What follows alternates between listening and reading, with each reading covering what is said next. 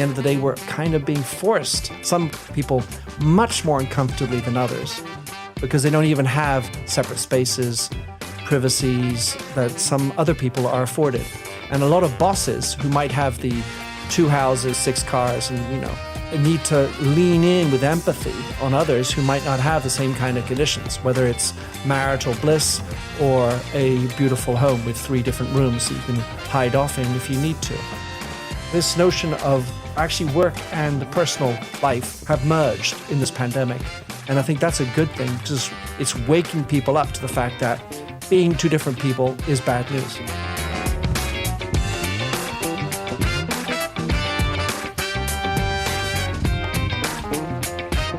Hi, friends. Welcome to the Sales Enablement Podcast. I'm your host, Andy Paul.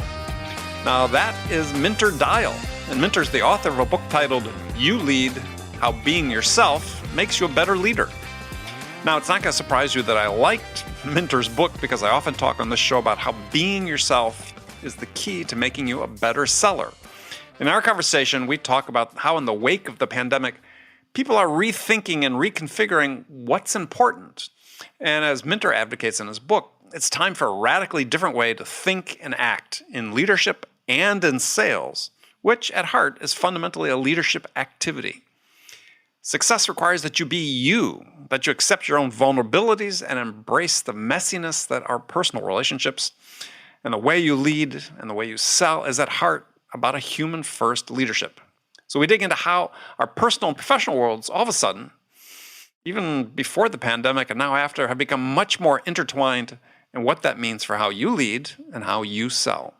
All this and much, much more. Before we get to Minter, though, I want to remind you to subscribe to this podcast wherever you listen to it. And if you subscribe, we'd certainly appreciate it if you could also give us your feedback about how we're doing in the form of a review. So thank you. All right, let's jump into it. Minter, welcome to the show. Andy, thank you for having me on. It's a pleasure. So you're joining us from where today? London, England. Ah, London, England. Yeah. We talked a little bit before we got started about you're taking a trip. You're actually escaping lockdown. That is the idea, Yeah. That's good. A little Switzerland sounds like a good idea. Now, from reading your book, and we're going to talk about your book, I think it's in your book you talk about it, but it might have been something else I'd read about you. We share something in common as we're both passionate Liverpool Football Club supporters. Holy smokes. You'll never walk alone. You never walk alone. So you'll get the white glove treatment from me. Oh, thank you. Show. If you're an Arsenal supporter, Chelsea, Man U, it might be a little different, but Read since 1972 here. Oh, okay. Yeah, I think I became a fan during the Steve McManaman era, nice. 90s. We didn't get a lot of Premier League then, or slightly before Premier League football in the U.S. at that time. So, but when I saw him, yeah, he was my favorite player at that time. Oh, he has a way of running. He had a way of running at people with the ball. Boy, was that sexy. Yeah, there was one particular game match, I can't remember what it was, where he basically went the length of the field, ran through the entire opposing team with the ball at his feet. The score goal is, pretty spectacular. So, well, good. Well, we're going to talk about your book. Thank you for joining us. Your book titled You Lead, How Being Yourself Makes You a Better Leader. And, I mean, not to simplify things too much, but I mean, you sort of had in a book sort of springs from an epiphany you had, it sounds like, is very tragic circumstances. Tell us a little bit about that. Well, like everything, there are moments in life that make you step change, but I can't say it was an overnight feeling. But obviously, this was sort of the ignition to really get me onto a new path, and in not in the same order. So, like, this is a rewriting of history, but in essence, what it was the true beginning of really getting to want to know at the bottom, at the core, who I was. Mm-hmm. And until that point, I had basically the young guy, whippersnapper, success-ridden, but big-headed lack of knowledge of really what was important to me at the deepest level. I had been attached. Self-insight. Right. I had attachment to extrinsic concepts like the business card, the size of the car, kind of thing. And the week that I was running at the time Redken, which is a hairdressing company owned by L'Oreal, based in New York, and the tagline was Fifth Avenue, New York City. So everything we did had the DNA, the imprint of Manhattan in it, yellow cabs, iconic landmarks and such. So if you can imagine, I arrived on into my office, beautiful office, corner office, overlooking Manhattan on the morning, that Tuesday morning at around about 7 o'clock, as I was wont. It was a beautiful morning. Looking south. And I was looking south, and I actually saw the explosion happen in the North Tower with my own eyes. Of the World Trade Center in 2011. That's exact 2001. Yeah. Right. So small details. But I called my assistant who had been working there since 1993, and she said, "Oh my God, there's a terrorist attack." And anyway, the things play out. I have my office filled with 50 people overlooking this, crying already. Then everybody leaves, and I'm back in my office all alone. I remember calling two people, my wife and someone in Paris. And then I put that down, and I watched what was happening. And all of a sudden, I spotted a small plane. I was like, oh, I wonder what that is. And it was just curiosity at this point, just didn't really think more of it. And as I got closer to the Twin Towers, I said, oh, it must be a Canadair. It's going to dump water on the fire. That's why it's coming. Phew. Of course, that's not what happened. Anyway, things what happened there were really the reason why it became more than just a big deal and, sadness and death and so on, is I really lent into what it was like to have been a captain of a ship at the time of Pearl Harbor. So you're captain of a ship in the Philippines, as my grandfather was, and at 3 a.m, he was woken up by the cook on the USS Napa in Manila Bay, and the cook said, Captain, we've been attacked." And later on that day, he went back to the logbook of the USS Napa, and by hand, he wrote 0340 hours. Hostilities with the Japanese Empire started. We were at war. And I had been researching this whole thing for 10 years. So it wasn't just a flippant experience for me. It was like, oh my God, this is my moment that my grandfather lived through. I was named after him. And from that moment, I flipped into, I've got to do stuff that matters and that resonates with me in the deepest level. And little by little, I say little by little because it's not something that happened like this. But that's really the moment that got me into this idea of I have to lead myself. In order to do that, I have to know myself. I mean, you were searching for meaning. I mean, a big event like that, I think for a lot of us, it was, those events tend to trigger those types of thoughts. It's like, what are we doing with our time here on Earth? Yeah. Like, selling shampoos, not important, right? Yeah. Making the numbers, okay, got to make them, but maybe there are other things which are more important than doing just that. Right. Well, I think we all, at some point, have those thoughts. I mean, I used to think about it because I traveled extensively for years internationally, as I'm sure you did as well. And I remember being on a plane flying through a hurricane in Asia, big, 747 bouncing around like atop, thinking, oh my God, if this was to go down, how stupid, I don't know, a sales call. Who cares, right? That seemed like silly, right? That would be the events that led to one thing to another. And it does, you do rethink things, I think. It's a reveille. It reminds you that life is short and that therefore it's more interesting to do things that matter. Plus the reality is we all know we have to go past that last hurdle. And so the sooner you get a grip on that, don't wait for a life-changing moment to get on it. That's sort of what my intonation is you can do it without having to face death because it's just a reality. And so my hope is to just prod people or at least nudge people into this idea that life actually is short, do things that matter, which doesn't mean give up numbers and being, unpragmatic. You've got to still do the business. But just put things into perspective and try to do things that matter with you personally. Right. I mean, there's sort of this theme throughout the book and I think it lends to this, is that we can't be bifurcate ourselves, right? That we've got this business persona, we've got this personal persona, and if they're not aligned, that's problematic. And I see that all the time, and certainly in sales, and primarily a sales audience listening to this show is a lot of people think that performing sales, they have to put on an act. They have to be something that's sort of not aligned with who they are as a person, and that has huge impacts on their ability to perform, because individual sellers, in many respects, they are leaders, right? I mean, you're trying to inspire a buyer to take a journey with you, much as leaders inspire employees to take journeys with them, a journey of change. And if you're, and I know the term authenticity is overused, and we'll sort of talk about that. But I mean, if it's not you, if it's an act, that's going to show to the buyer. Well, you're absolutely right. I mean, basically, a salesperson has that autonomy.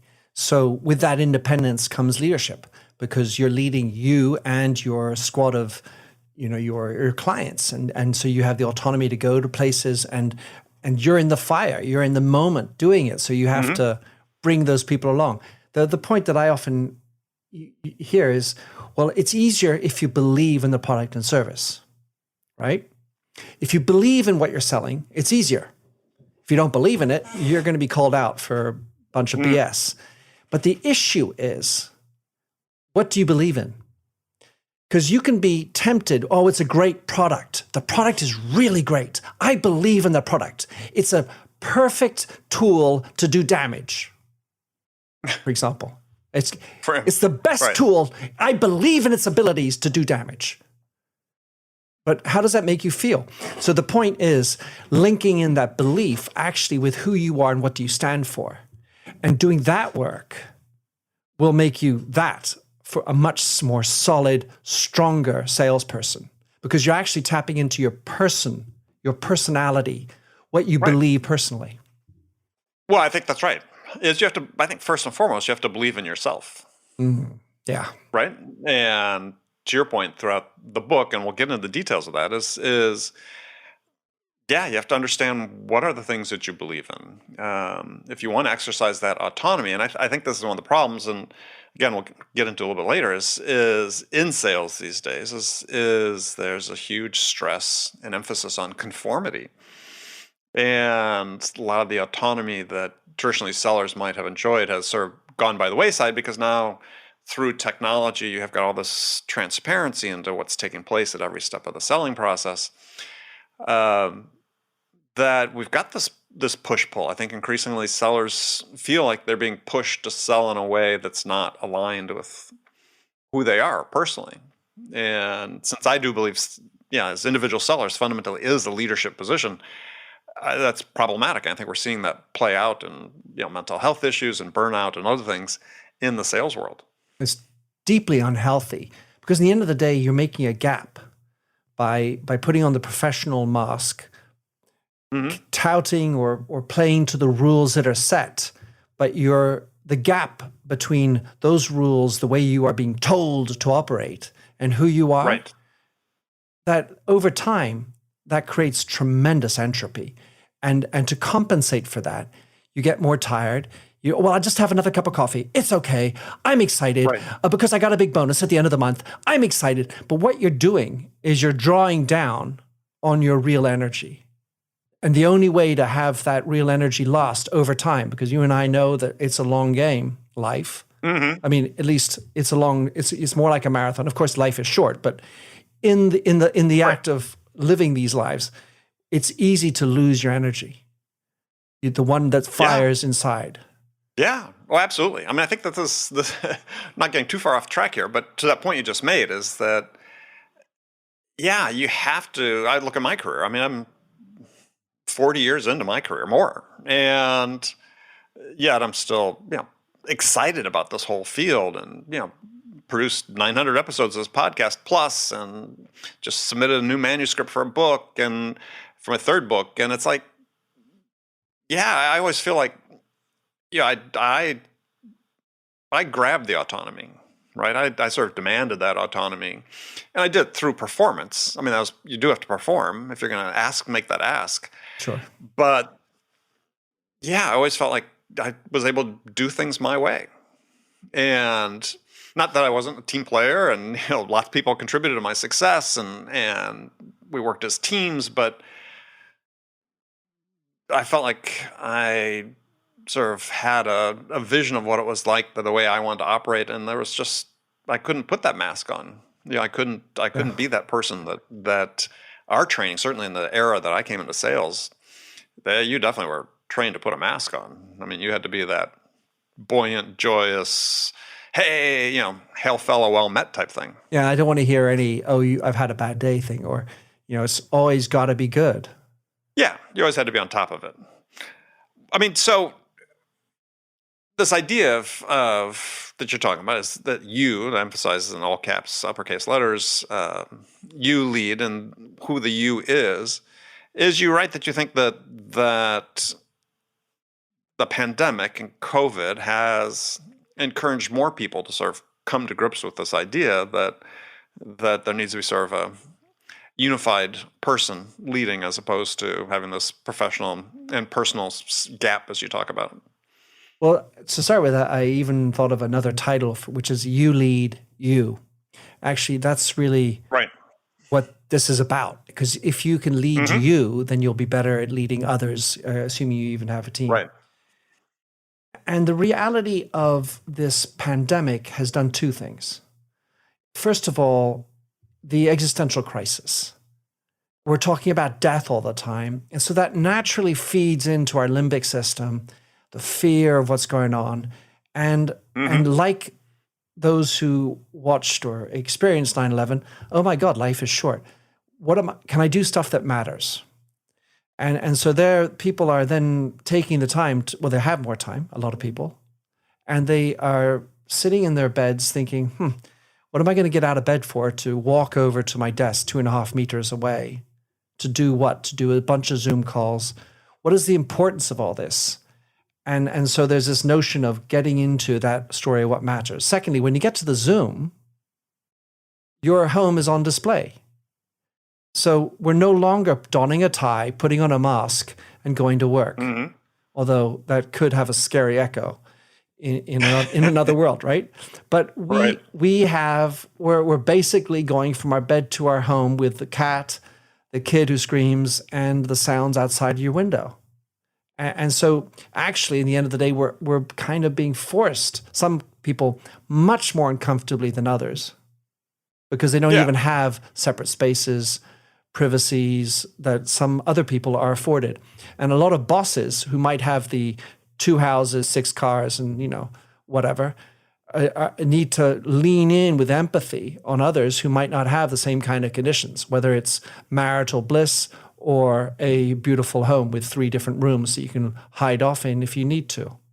And so this notion of actually work and personal life have merged in this pandemic. And I think that's a good thing, because it's waking people up to the fact that being 2 different people is bad news. I wonder how many leaders, though, and I'm interested in your assessment of this, are really sort of embracing that. And because, I find that in interviewing hundreds of people a year for this podcast, and many leaders, and over the last 12 months, and also reading lots of things on LinkedIn, how initially there was sort of this, we need to be much more empathetic now. Back in March, April, a year ago, as if it was like a revelation. We need to lead with empathy. But a lot of that's just gone away.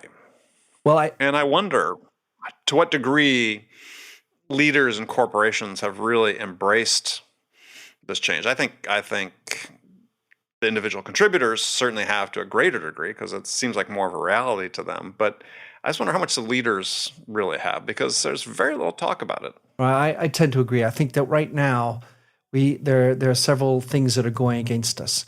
The first is general fatigue. And when you're not taking care of your own energies, how can you be good with others? And so a lot of bosses, I believe, are absolutely fatigued by what's going on. They've been taught for 40 years to say, I'm always good.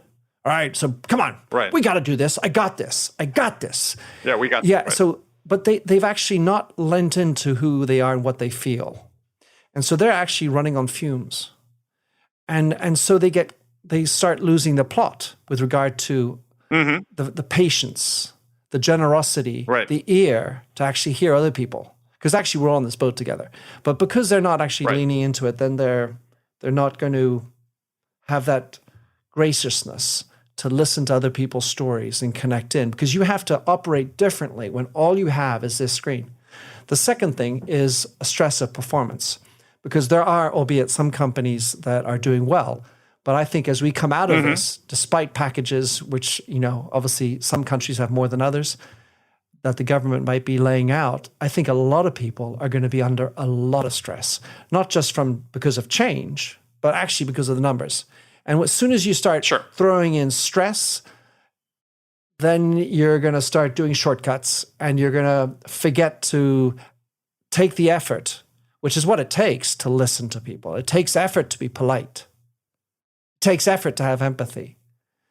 And if you don't know why you're doing it, then you just cut short corners and you just go, come on, shape up, come on. And it comes too quickly. Yeah, well, you refer that in the book. You talk about companies that fall back too quickly into this whole idea of the sort of rational and financial drivers of the business will be the ones that struggle.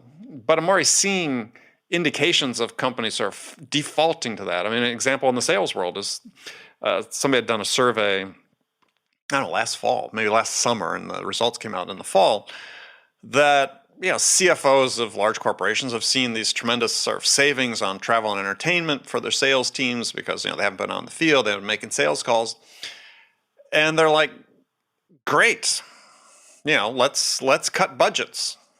And it's like, why, right? I mean, what makes you think that's going to work? What makes you think what was happening this last year when everybody was pulling together was going to be sustainable? And to your point about not listening to customers. Oh God, yeah. Well, I mean, the thing is, but then office budget. We all have issues, and so really, at the end of the day, the issues of the pandemic per se. Do you have a vaccination? Are you wearing masks? And do you know anybody who's sick? These are real issues that anybody can be facing, and at some level, it's not possible to gloss over them. So what I think we really need, so I was mentioning offices, we have to understand that not having offices is not just a cost saving. It's a total shift in mindset. So if we're focusing just on the cost saving and we're not doing the adjustments necessary to make remote work, which means not operating in the same way, really leaning into how do you build trust, because that just doesn't happen at a flick of the wrist. And we're gonna need to adapt to the way we work. So we can't just have back-to-back meetings like we always do. Oh, it's really efficient. Yeah, but people actually need to pee. People need to take a break. So are you enforcing that sort of maximum?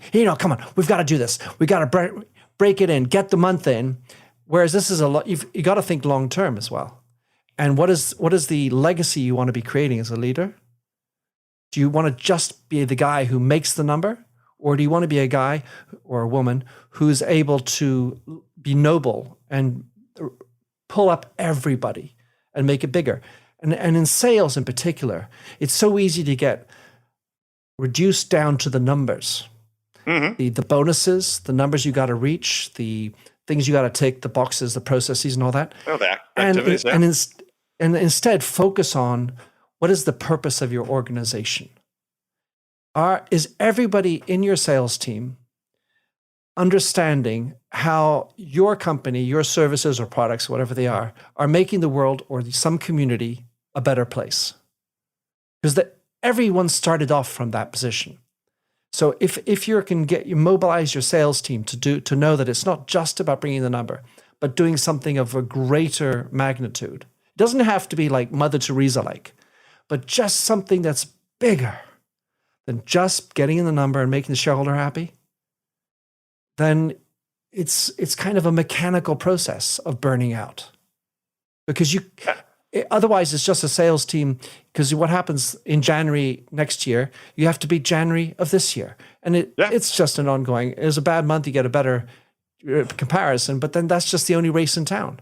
Well, I think it's such a great point, because like there's so many companies that and the people within the company that can't clearly express what that bigger purpose is. And it comes across, it's part of your messaging. It's part of the branding. You talk about branding in the book, somewhat personal, the importance of personal branding, which I want to get to, but this is part of the branding.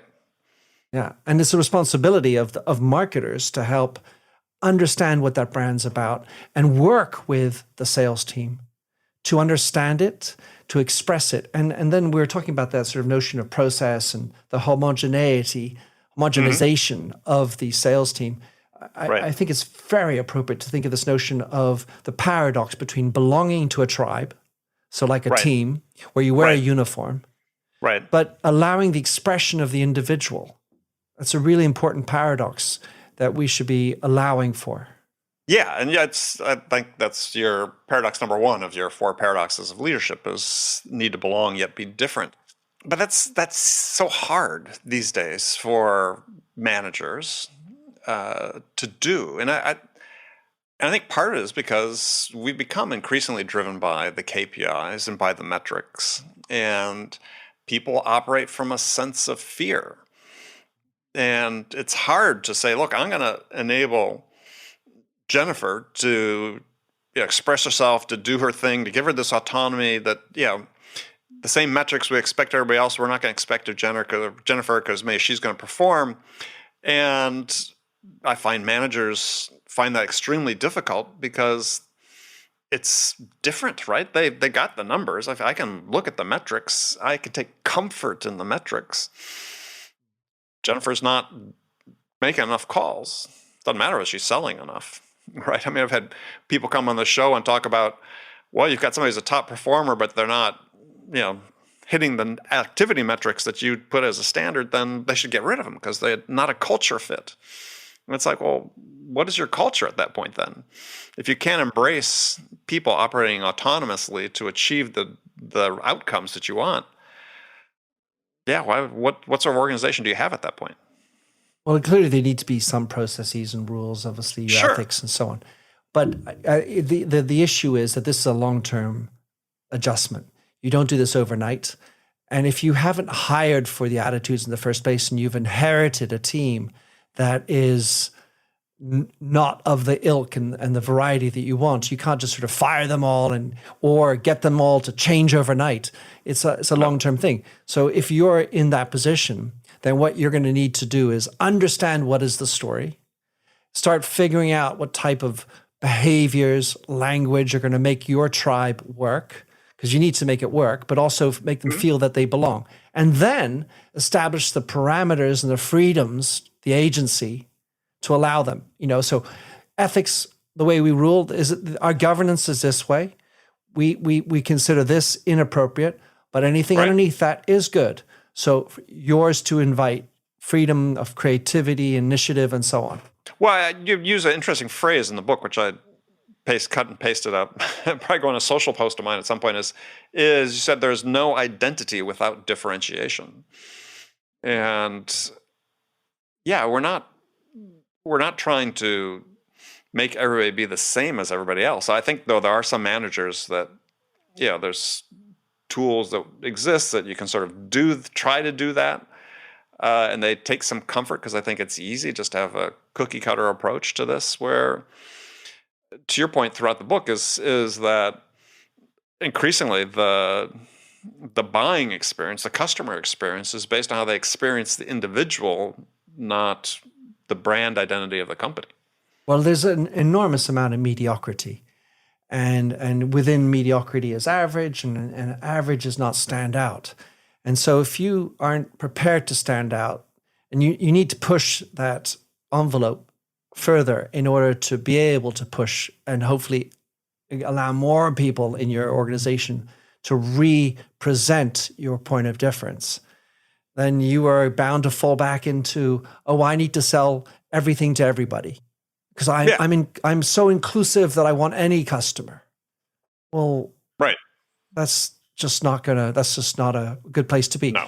It might sound nice, but the problem with belonging is it also means I don't belong or you don't belong. There is a border. If you and I are members are fans of the great football team, the right football team, well, the other ones are the wrong football teams. The less. Yeah. Yes. Right? So Manchester United is not a topic of conversation. Liverpool is. So that means that I am being exclusionary, therefore, at some level. I mean, I have Man U fans, right? So, but that's okay. I'll survive. But we have within that belongingness an exclusion. And that's somehow our challenge. Because if I belong to this perimetered group, then I don't want these clients. Oh, but they could be $100,000 contract. Right, but then you're diluting what you stand for. And it's to have those strong arguments. So this is not something you do overnight because you're not going to jettison all the clients that don't stand for what you want to stand for, but you move towards it. But you can't do it if you don't know what you stand for in the first place. Yeah, I mean, you talk about this in the book. You refer to it as sort of a North Star. So how do leaders? We'll start with leaders. But I mean, how do you define this North Star? Because it speaks a little bit what we talked about before. Is that in the absence of this North Star, you're just sort of flailing and will expend all of your energy. You will burn out. You will not achieve what you want to achieve. So the first and most important North Star is your own personal one, because anyway, you lead you. So what does this mean? Well, many people might have come across the term, but 99% of people do not have what's necessary, which is a precise personal North Star. It's generally a North Star that's a little bit vague. And by having a vague one, well, that's great. Yeah, I generally know this is what I want. I want to be happy. I want to be healthy. I want to have family, or these generic ideas. Financial security, right? For example. But what we need to have is a much more precise one that doesn't have to be the exact north, but a precise one to you that speaks to you. So what does that mean? Well, that means that I have a vision of the person I want to be in a far distant future. Or I mean, so 20 years from now or 15 years from now, whatever, who do I want to be? And in that, it's not what do I want to do, it's who do I want to be? And if you need to zero in on that with like tenacity in order to focus on that and not slip into, well, I want to, run a company. Oh. Right. Why do you want to run? Because I want to be this type of person. And then the second thing is step into your values. And the thing about values, there are roughly 75 of them. It's very simple and easy to want to like all of them. Oh, I like integrity. Oh, I'm into love, family, innovation. There's so many. I mean, who wouldn't want all of them? But the hard work, like strategy, is actually being selective. And then once you've got your real values, then you need to break them down into a code so that you understand that these are the type of behaviors that represent these values. So when you do that for yourself as a leader, then you can start thinking about the same thing in a strong way with regard to your company or the brand you're running. Because all of a sudden it sort of now resonates within you. Because what you want is that resonance to happen in other people, that vibration. The CFO included gets that feeling. And then when you have then you have a real brand that's going to have lungs and air and organic feelings and excitement. And that's where you really get pulsating and make a long-term durable brand. Right. And to the point I was making before is in the eyes of your buyer, the individual seller that's working on their account, they represent that brand. I mean, research has shown that in excess of 50% of a buyer's purchase decision is based on their experience with the seller in this process. So to the degree that the leaders need to have the North Star, sellers do as well, Absolutely. Well, right? I mean, 100%. It's the same thing. But if you're a leader, like a sales manager, and you have 5 people in your team, you need to do it on yourself first. yes. Don't start preaching about it unless you've done the work yourself. So this is a little bit of a longer term game. And the issue is so many of us kind of rationalize that we think we got it. Because we're intelligent people, where we can come up with the words, especially salespeople, right? I got the chatch. But actually what it takes is leaning into, for example, your imperfections, your dark side. And I don't then say you need to be transparent about that, but you need to be realistic about it to yourself. And once you have that self-awareness and your honesty with what you are as an individual, then things start becoming a little bit less of a battle. So many of these bad managers and people who don't know how to lead is that they have some unresolved issues. And they start taking it out on people. They're not prepared to listen and learn because they've got this other issue which is breaking them down and making them feel less human or less generous with others. Yeah, well, I think that's absolutely true. I mean, I think one of the big issues in sales these days is and it's been for some time, but it's going through its period of lots of attention, is lack of coaching, right? Is generally we do a relatively poor job of training our salespeople. It's not the content, it's sort of the methods we use to train them. But what we find is really effective to help perform or improve performance is effective coaching, right? The one-on-one time. And yet for way too many managers, that one-on-one time is all about being more directive, right? So what are you doing on this deal? What are you doing on this? As opposed to, what do you want to achieve, right? What are the things that are most important to you? What's the fastest way I can help you achieve what you want to achieve? That part still is largely missing.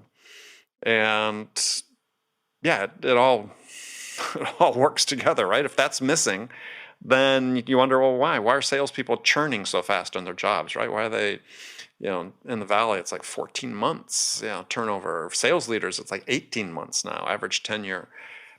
I mean, not the only reasons, but this is certainly part of it that contributes to it. I totally agree. And just like, I talk about the inside out model. You ought to consider treating your employees, your teams, in the way that you'd like to treat your customers. So, the next step is actually also, as a salesperson, say to the client, hey, what are your dreams? What are your aspirations? How can I solve and participate in that? Oh, and by the way, after that, talk to you about flogging your product or service. But focus, yes, right? Obviously I use a derogatory term, but if you can get to the bigger picture and find how you can be of service to solve their problems within a realistic scope. When I ran Redken, I just, it was so extraordinary to have that opening because it was a gift to me. But when you understand that the role of Redken that we gave ourselves, our North Star, was to help our hairdressers, so B2B, earn a better living, live a better life. Okay. So make money, because 90% of hairdressers basically run at zero or loss. So it's good if our customers survive. Because if you don't survive, you got nothing to live for. There's no purpose to a bankruptcy. There is, but not a good one. And then the second thing is live a better life. Because why is that important? Because hairdressers are an essential piece of the community. And the 1,200 customers in general that they serve, they are making those 1,200 people feel better. So our role was to help them feel better. And there's a big difference between self-confidence and self-belief. And the things that we tried to focus on at Redken was that if you have stronger self-belief, then you're going to feel better about yourself. You're going to live a better life. Having the competency is how you get to earn more money, generally. Right. But the belief is how you live a better life. How did you help then your customers achieve those two things? Right. Well, there's a whole strategy to this, but the key component of it, well, first of all, it was an entire company-wide concept. We overinvested by 3 times what anyone else in the industry was doing in what was called education. So the education is how to help a hairdresser do their business. And whereas the standard was 1/3 less in terms of education, where they would focus generally on how to make the products well used. Because if you screw up a hair color, that's bad news. But how about you make the person who's doing the hair color feel better about themselves? So we would introduce things which are far more personal, like, what's your financial hygiene? Are you managing your own personal bank accounts well? Because if you're worried about the credit card debts you have while you're cutting someone else's hair, how does that make you feel good? Yeah, huge stressor, right? Amongst others. And so we would allow ourselves to go in and talk at a personal level. So in order for that to happen, you need to create a whole level of trust for them to share with you what their real issues are. And then once you have that trust, then you got to come to the table with things that can help them. And I mean, we had this marvelous lady. She still actually works in part for Redken. Her name was Ann Mincy. And when I was working at Redken, running it, she wasn't officially called this because people at L'Oreal would have looked at me a little bit crazy, but we called her the unofficial director of love. So her role was to give love out. How beautiful is that? Modeling love in a corporate environment. You're probably thinking inside, if you're listening to this, Mentor, this guy is seriously crazy. Well, it was seriously beautiful. Whenever you were in Anne's presence, you felt like the single most important person in the world. And she made me do this. She made everybody she was with do this. And when that happens, it starts rubbing off into other people. So you had little mini directors of love, if you will, after that, other people who get into that spirit. And so these are the different types of things. But this, I can't give an ROI on this stuff. If I'm down to a metric, what is this? And so many of these soft skills are non-measurable, like empathy. You can't measure empathy. Yeah, somebody told me a while ago, I adopted this term, is we need to stop calling them soft skills, call them power skills. Yeah, totally. Because they really are the power behind the connection you can make with somebody and the impact you're going to have on someone. I didn't mean to interrupt your flow of thought, but I just thought you might enjoy that because I think this person was absolutely right. Well, but my book before this was called Artificial Empathy. Yes. And so I've been very much invested in this concept of empathy. And so I even have these 2 drawings in it of the superpowers of empathy and how they really are supremely powerful. Yet they are, as we said at the very beginning, everybody knows it, but actually we don't do it. And the issue with it is it has to be very intentional and it takes time. And so you need to plan it out to listen to people and ask people open questions and have the ear to listen deeply. Yeah, we've tried to package up empathy, right? Yeah. I mean, in marketing these days, and it's useful to have a persona, a description of your customer, but unfortunately it's oftentimes used as, oh, I understand this person now, right? Exactly. I've got empathy for them because I've read this 2-paragraph description of who they are and what they care about and what's important to them and so on. And yeah, I mean, I hadn't read that book of yours, but I suspect you're sort of on the same path empathy is hugely important, but I think that everybody sort of defaults to this compassionate empathy as opposed to the cognitive empathy, which is absolutely. I can certainly feel.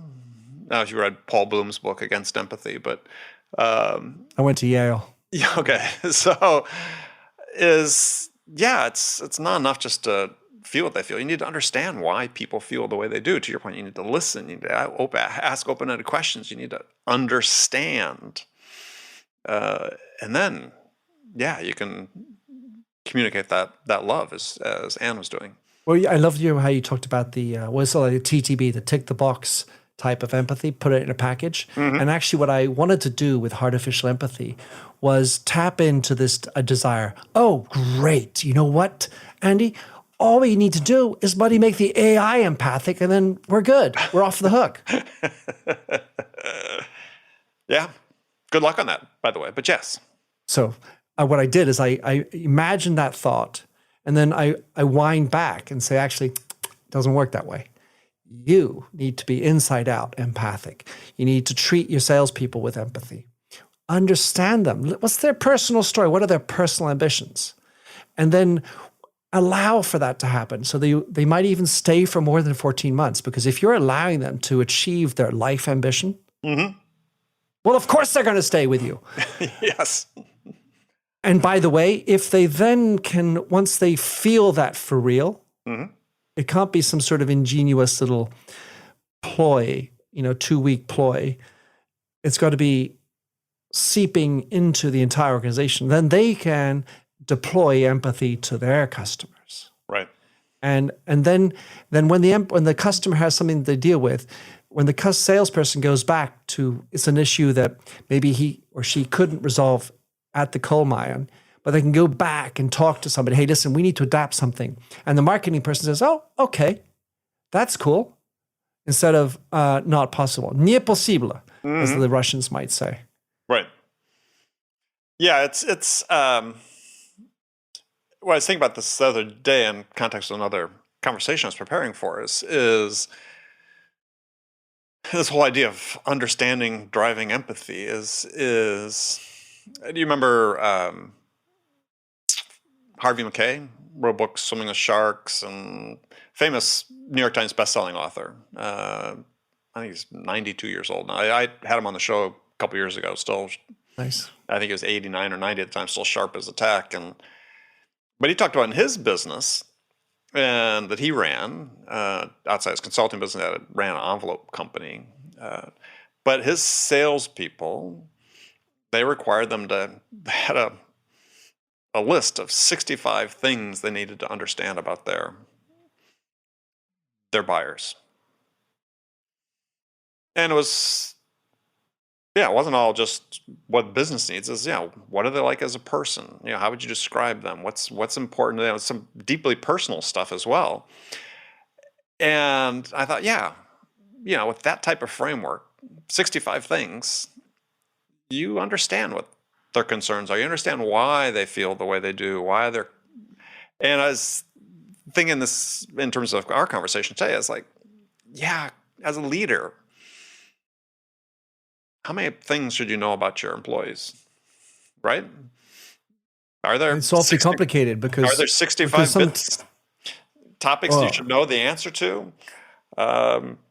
That's possibly true. Oh, sure. I mean, the challenge is knowing where the cursor needs to go. Right. Because I like to put down these 3 parts to us. The professional part, like you have the competencies to do this. Are you an extrovert or an introvert or whatever? Like competencies, professional. And then you have the intimate side of you, your private side, your secret garden. Yeah. And we all have that, and we need to have that. And I like to say there's beauty in mystery, and protect that. That's great. But then you have this whole thing in the middle, which is the personal stuff. What team you support, what's important to you, your values, your ethics. Right? These are the domain that personal. And in order to get those 65 points, you have to obviously be plowing down into the personal side. The question is, how far do you go? And in a world where we have so many HR issues and boundaries and lawsuits that can come up and bite you in the bum, you need to be careful about that. You need to be strategic. Like back in my days, we had a policy, Andy, of allowing hugs, but not just like tap, tap, hug stuff. 7-second hugs. Was this like part of a sales meeting or something?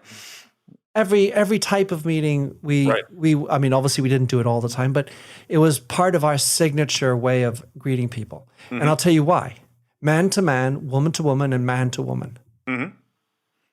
Because when you do long hugs, it turns out that your hearts start to synchronize.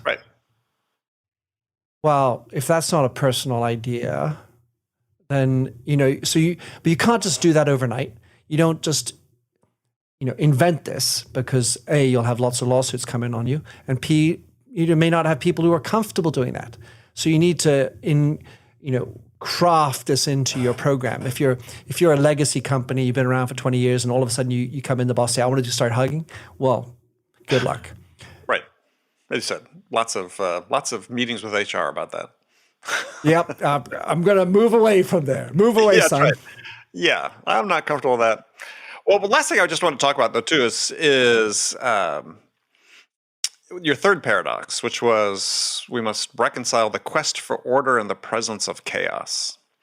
And interesting, you'd written that change is an instigator of disorder, and I sort of look at it as the other way is true as well, right? Disorder is an instigator of change itself.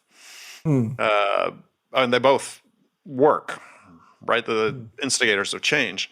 But that feels right. This idea of chaos is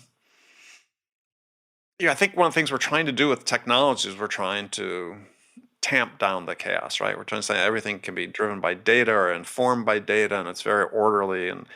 And the fact is, it's not. And what we're doing with that isn't making it more orderly, and you're just sort of deluding yourself if you think it does. I mean, this idea that for me with chaos, and I've heard this early in my career, listening to a lecturer talk about the key skill he believed for success in the world, in life, not just business, was a tolerance of ambiguity. And you really need to have that in the midst of chaos. And I think people are running into trouble because they're trying to make the world more orderly than it really is.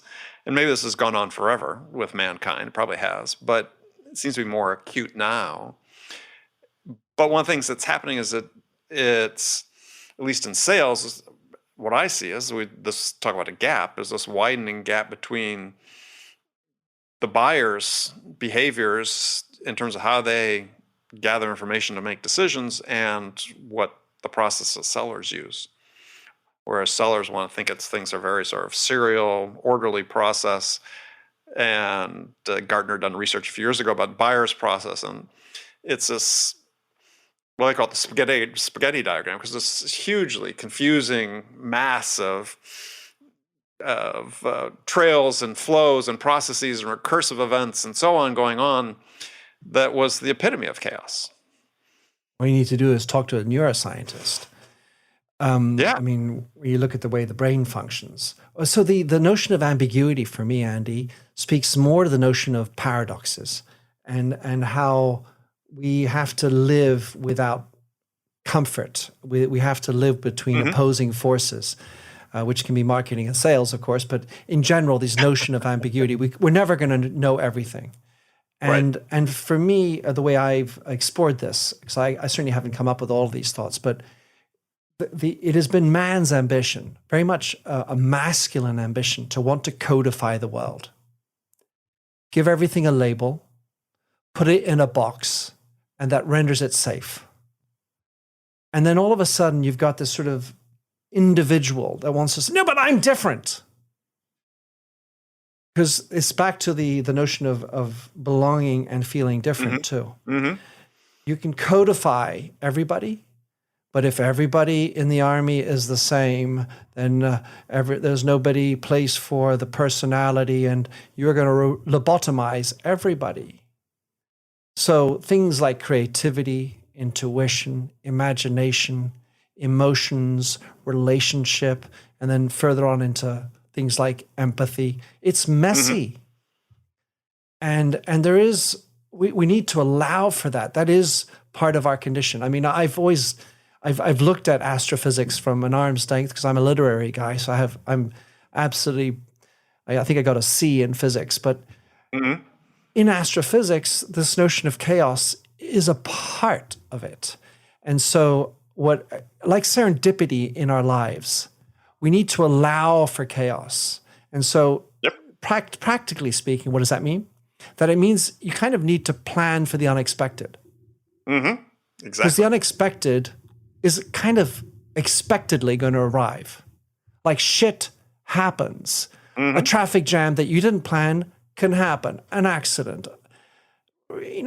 Shit does happen. So this is sort of like the more prosaic version of chaos. And therefore, you need to allow for it. So if you don't allow for serendipity, that means you're just rushing from one meeting to another. No airtime for your brain to just think differently, the equivalent of a shower, if you will. Then you're going to have very average thoughts. So you need to allow for the chaos. And that means knowing that you have kind of processes, but you also have gaps that allow for agency and autonomy. Exactly, which I think is the critical part, at least in sales, is I don't look at sales as this linear process as much as it's a collection of moments. And the moments may be unexpected, the moments may not happen at the time you expect, but if you're prepared for the unexpected, as you talked about, you're going to seize the opportunity more effectively than anybody else. Another thing that's important about, especially, it was certainly the way I lived sales, was that you are operating. I worked in the hairdressing industry, so you had the binomial of the salesperson with the educator. And that was a super important one. The other persons that are important were customer service, right? And so it needs to be you need to have an organizational process to allow for this. So, because if you have, comments like, oh, Andy, he's the firecracker. He's always doing this, breaking the rules. That kind of comment's not really wholesome. So you have to be able to allow for a system-wide where customer service also understands what the purpose of the organization is. The educator is doing it the same way. And you have to unify and be smart about how you set down objectives and remuneration, because we also do operate that way. That's a very human instinct. So you need to be smart about how you set the objectives, team-wide. And so it's not easy to do it. But if you can make sure that everybody's tapped into the story, the purpose of your organization, from customer service to CEO to CFO, HR, and so on, then you have a better chance of making super happy customers. Love it. All right. Well, Minter, unfortunately, we've run out of time. But this has been great. Thank you very much for joining me. It's been my great pleasure, Andy. I appreciate it very much. I love the fact that we can connect from San Diego to London and like the Reds. And like the Reds. Unfortunately, they're not doing very well this year, but they've been hammered by injuries like no one else has been. So yeah, I agree with that. Lose the core of your defense, and but that's our journey. That's our journey. Yes. Yeah, because if we just wanted to, always like the best team, then that says legions about you. That's right. So, all right. Well, Minter, thank you so much. And if people want to connect with you, what's the best way to connect with you? Well, I have a Google-friendly name, minterdial.com, and I'm on where I blog, and I have a podcast, Minter Dialogue, and otherwise I have a clever. Like that. And I have mdial, MDIAL, on various social channels, and love to connect. All right. Minter, thank you so very much. Thank you, Andy. Okay, friends, that's it for this episode. First of all, I want to thank you for taking the time to listen. I'm ever so grateful for your support of the show. And I want to thank my guest, Minter Dial, for sharing his insights with us today. If you enjoyed this episode, please subscribe to this podcast, Sales Enablement with Andy Paul, on iTunes, Spotify, or wherever you listen to podcasts. And if you could also leave us a rating or a review and let us know how we're doing, well, we'd appreciate it. And you can do all that on your phone in less than a minute as soon as this episode is over. So thank you for your help. And thank you so much, as always, for investing your time with me today. Until next time, I'm your host, Andy Paul. Good selling, everyone.